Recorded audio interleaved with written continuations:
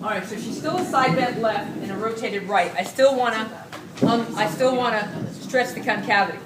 So this time, in order to do that, I would put her left hand on her right shoulder. Okay, so that's starting to pick that concavity up, okay? Then what I do is, you can't see it from back there, but I'm going to thread my arm under her arm. So I'm going to go this way and put it on her shoulder. Does that make sense? So I've gone under like that, put it on her shoulder. Okay.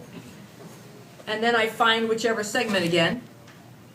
And now, if she's already rotated to the right, she can't side bend to the right. So how do I create side bending to the right here? I would glide her trunk that way. And I'd find the segment that I'm at, but just so you can see it. Can you see how that creates right side bending? And then which way do I rotate her? That way. So that's well past any barrier that I would be in, but that's how you'd be setting her up. The motion restriction is side bend right, rotate left, so you get it over to there. Okay. And then the way you can do it is you can have her side bend away from that. So you can have her lift this right shoulder. Nope, not right shoulder. She owes me $1.50. See, that's exactly what your patients will do. It's true, that's exactly what they do. And I would know how hard she lifted by palpating the segment here and the segment above it. I'd want to feel the motion underneath my finger that's on that same side. Okay, so hold. And then when she relaxed, I'd have her take a deep breath, and I would glide her a little bit more, and I'd rotate her a little bit more, and then I'd say hold again. Now, I wonder if her shoulder didn't like that. She didn't want to do that. Where are you putting the pressure? What she's doing is she's actually doing this. She's side bending away. Remember I said ask for motion away from the barrier?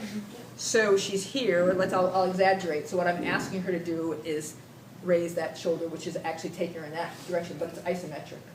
So that's why you're not seeing all that motion occur, because otherwise you're blowing right away from the barrier that you got down to. Does that make sense? Yeah, because if I get her down here, I want to make sure that it stays right there, and then just lift gently. And if she lifts hard, go ahead, lift hard. Oh, I'm way out of, now I'm just shooting up the whole spine, and I don't know if I'm really getting the segment that I want to get or not. Yeah, that's where people make the mistake. They're not specific enough. Well, maybe her shoulder, maybe she got shoulder trouble, and she doesn't want to lift with that shoulder. Okay, so there's another way I can do it. I could have her bring her shoulders towards the window, so she's going to go across. That's actually causing her to side bend into the right, so I'm treating it directly that way. Or I could have her side bend, bring her shoulders across towards me. And that's the same as lifting her right shoulder. So you can do it any of those ways. You just have to understand what you're trying to do.